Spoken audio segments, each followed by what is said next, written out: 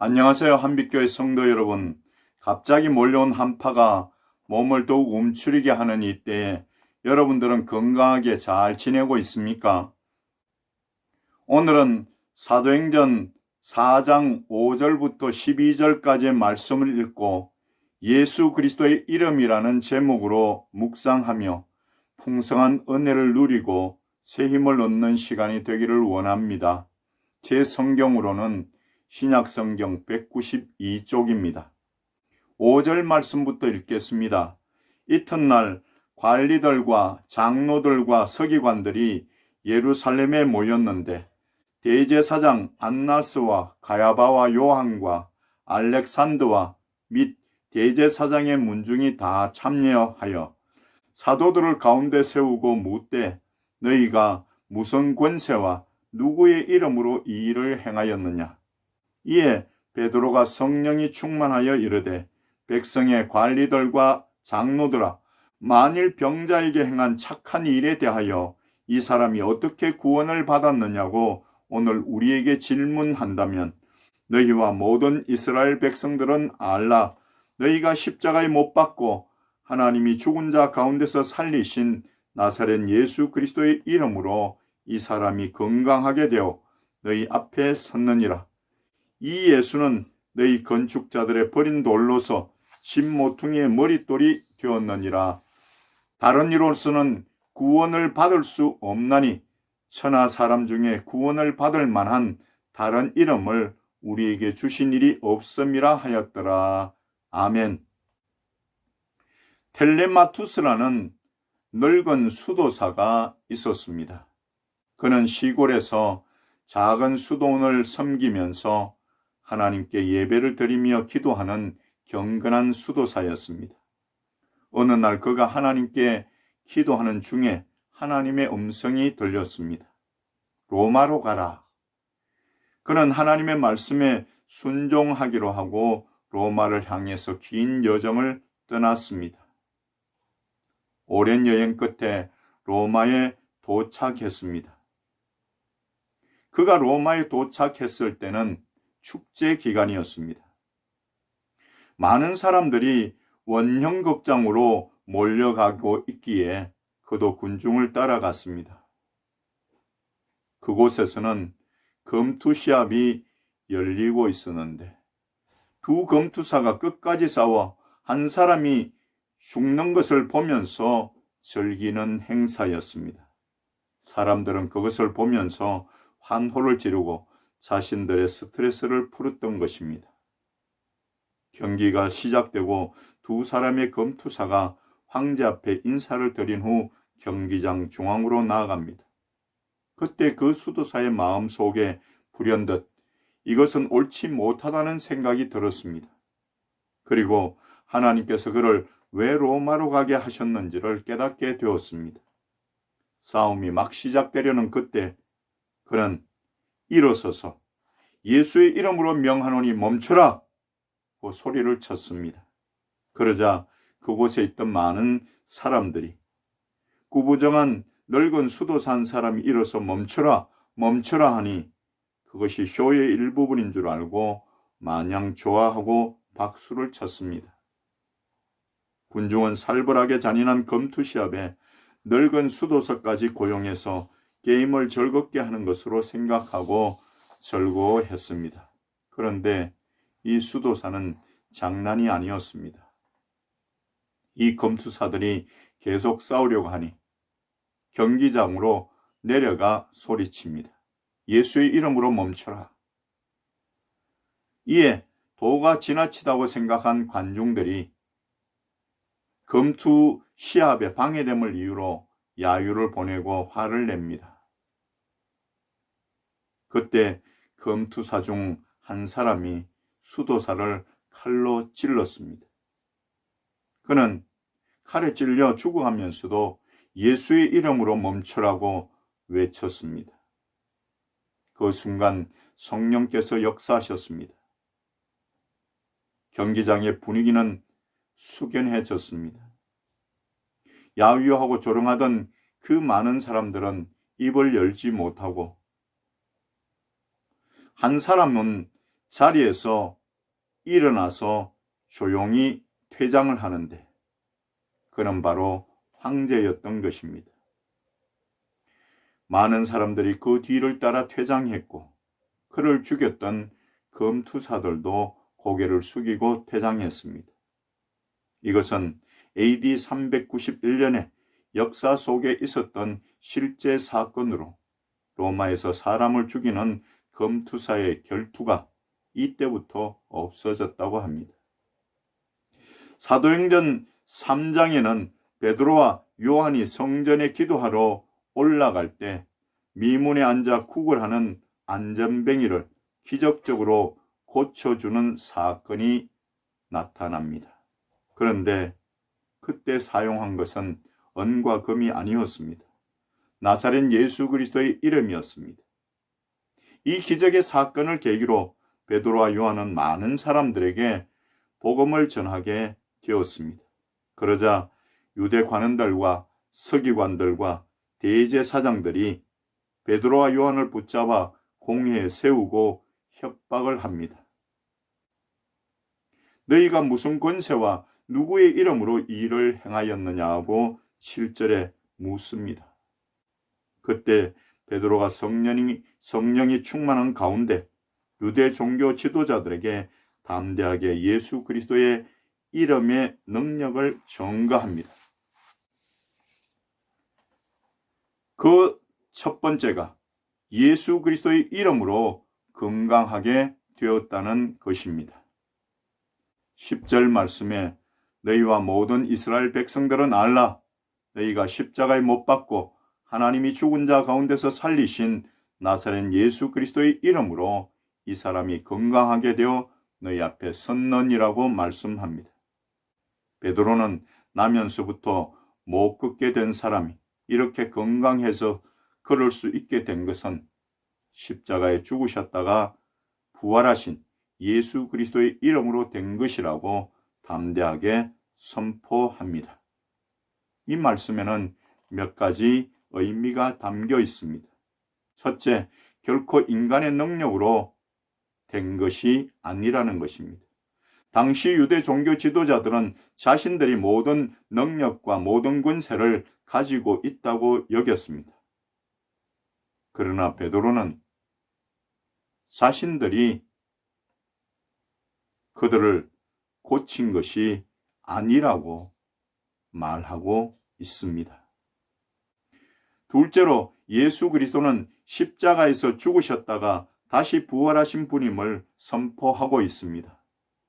유대인들이 예수님이 메시아임을 알아보지 못하고 핍박하고 십자가에 못 박아 죽였지만 그들이 유일신으로 믿고 있는 하나님이 그분을 다시 살리셨음을 알라는 것입니다. 셋째로 부활의 주님이신 예수 그리스도만이 인간의 병을 온전히 치료하시는 분이라는 사실을 강력하고 확실하게 증거하고 있는 것입니다. 사랑하는 한빛교회 성도 여러분, 우리도 이 사실을 분명히 알아야 합니다. 인간의 모든 마음과 육체의 질병을 치료하시는 분은 오직 예수님 뿐입니다. 인간 내면의 문제도 오직 예수님만이 해결하실 수 있습니다. 그 예수님은 죽으셨다가 부활하셨고 우리의 기도를 들으시며 우리를 치료하시고 회복해 하신다는 사실을 기억해야 합니다. 예수 그리스도의 이름으로 우리의 삶이 얼마든지 건강하고 행복한 삶을 살 수 있음을 경험하고 선포해야 합니다. 두 번째로 예수 그리스도가 집 모퉁이의 머릿돌이 되셨다는 것입니다. 11절 말씀에 이 예수는 너희 건축자들의 버린 돌로서 집 모퉁이의 머릿돌이 되었느니라고 말씀합니다. 시편 118편 22절에도 이와 동일한 말씀이 있습니다. 건축자가 버린 돌이 집 모퉁이의 머릿돌이 되었나니 라고 말씀합니다. 하나님의 아들 예수 그리스도가 이 땅에 육신을 입고 오셨는데 유대인들이 그분이 메시아이신 것을 알지 못하고 도리어 배반하고 버릴 것이며, 그러나 하나님은 예수님을 다시 부활하게 하실 것이고 바로 그분이 구원자이심을 예언하고 있는 말씀입니다. 베드로는 이 예언의 말씀을 다시 한번 상기시키면서 유대인들이 얼마나 포악하고 무지하며 큰 죄악을 저질렀는지를 선포하고 있습니다. 그렇습니다. 예수님은 집 모퉁이의 머릿돌이 되신 분입니다. 집이 튼튼하게 서려면 반드시 모퉁이 돌이 있어야 합니다. 마찬가지로 예수 그리스도가 없는 구원은 있을 수 없습니다. 예수님을 통하지 않고서는 천국으로 들어갈 수 없습니다. 우리의 인생을 건강하고 튼튼하게 지탱하려면 머릿돌 되시는 예수님이 우리의 중심에 계셔야 합니다. 세상의 부귀도 권세도 우리의 인생을 책임져 주지 못하지만 예수 그리스도 그 고귀한 이름이 우리를 살리고 우리 인생을 복되게 하실 것입니다. 그래서 고린도후서 4장 7절 말씀에는 우리가 이 보배를 질그릇에 가졌으니 이는 심히 큰 능력은 하나님께 있고 우리에게 있지 아니함을 알게 하려 함이라고 말씀하시고 예수님을 가리켜 보배라고 합니다. 또한 모퉁이돌은 예수님의 겸손을 의미합니다. 모퉁이돌은 건물을 지탱하는 중요한 역할을 하면서도 항상 땅 속에 묻혀 있고 온갖 먼지에 더럽혀집니다. 그러나 모퉁이돌은 끝까지 인내하며 건물을 지탱해 냅니다. 우리 주님 예수 그리스도는 이 땅에 오셔서 모퉁이돌이 되셨습니다. 높은 보좌를 버리시고 낮고 천한 종의 모습으로 오셨습니다. 그분은 오셨을 때도 자신을 낮추셨지만 십자가에서 죽으실 때도 자신을 낮추십니다. 무지한 백성들의 온갖 멸시와 천대를 받을 때도 말없이 인내하시며 자신의 길을 걸어가셨습니다. 오직 하나님의 영광과 인류 구원만을 생각하시며 사셨습니다. 사랑하는 한빛교회 성도 여러분, 오늘 우리는 이 땅에 오셔서 모퉁이돌이 되신 예수 그리스도를 바로 알고 바로 모시고 바른 믿음으로 사는 삶이 필요합니다. 그러므로 예수 그리스도를 의지하며 그분의 겸손을 삶 속에서 행하는 여러분들 다 되시기를 예수 그리스도의 이름으로 축원드립니다. 마지막 세 번째는 예수 그 이름만이 구원받는 유일한 길이라는 것입니다. 12절 말씀에 다른 이로서는 구원을 받을 수 없나니 천하 사람 중에 구원을 받을 만한 다른 이름을 우리에게 주신 일이 없음이라 하였더라고 말씀합니다. 베드로는 예수의 이름만이 인간을 죄와 사망의 저주에서 끊을 수 있는 유일한 길이라고 말씀합니다. 하나님께서는 구원을 위해 다른 이름을 우리에게 주신 일이 없으며 오직 예수 그리스도 그 이름만이 구원의 유일한 길임을 분명하게 선포합니다. 이 땅에 수많은 종교가 있고 그들 나름대로 구원이 있다고 선포하지만 실제로는 전혀 구원에 이르지 못합니다. 영생의 축복은 더더욱 얻을 수 없습니다. 세상에 그 어떤 고상한 도덕과 윤리도 아무리 고차원적인 지식도 우리에게 구원과 영생을 가져다 주지는 못합니다.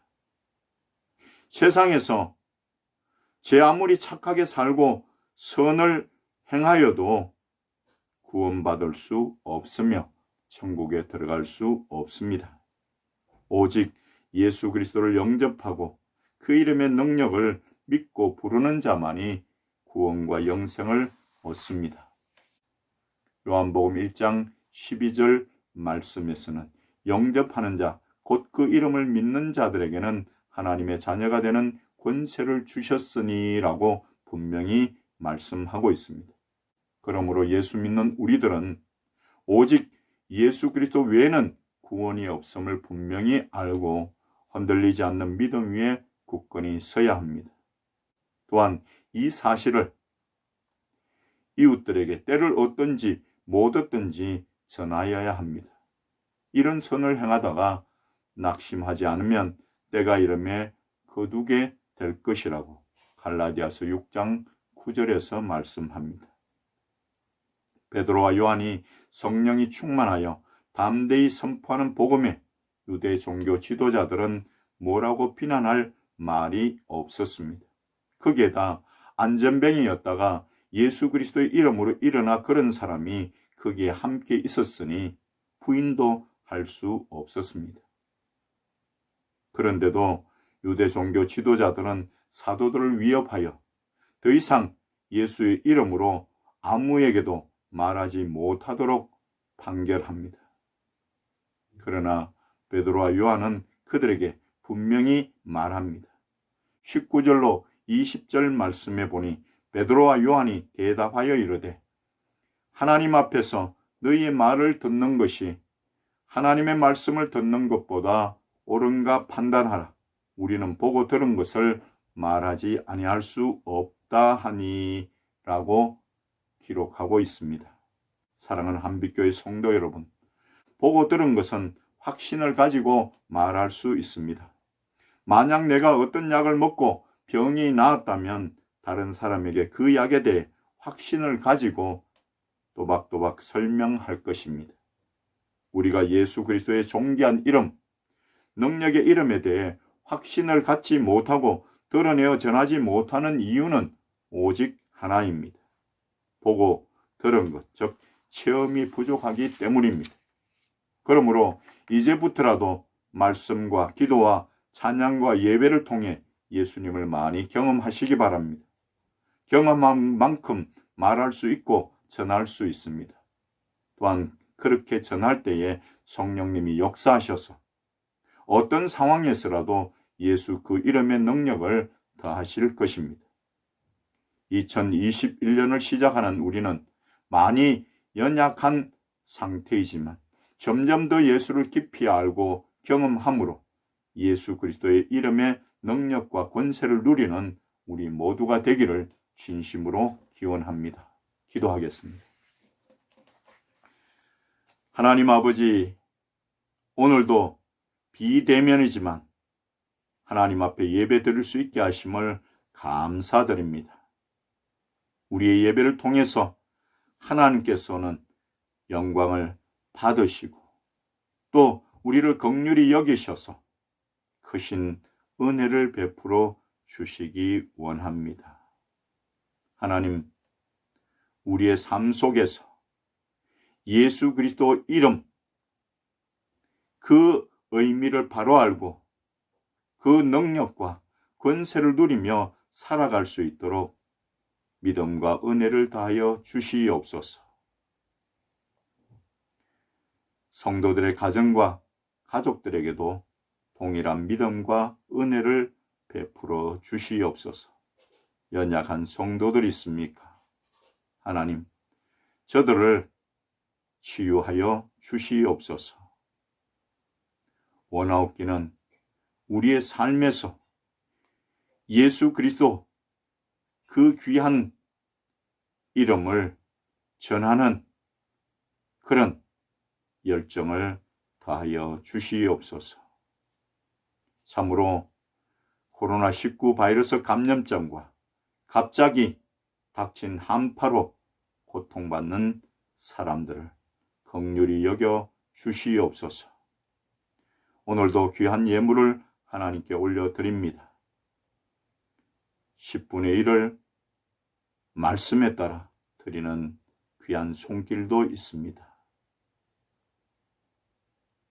하나님, 크신 복을 내려 주시옵소서. 또한 하나님 앞에 나올 때마다 예물 준비하는 귀한 손길들 기억하시고 그 삶에 동행하시며 크신 은총 베풀어 주시옵소서. 예수 그리스도의 이름으로 간절히 축복하며 기도드립니다. 아멘. 이제는 우리 주 예수 그리스도의 크신 은혜와 하나님 아버지의 만극하신 사랑하심과 성령님의 교통하심이 오늘도 하나님 앞에 예배드리는 귀한 성도들과 저들의 가정과 가족들과 838 대대와 코로나19 바이러스 감염증과 한파로 고통받는 많은 사람들 위해 지금부터 영원토록 함께 있을지어다. 아멘.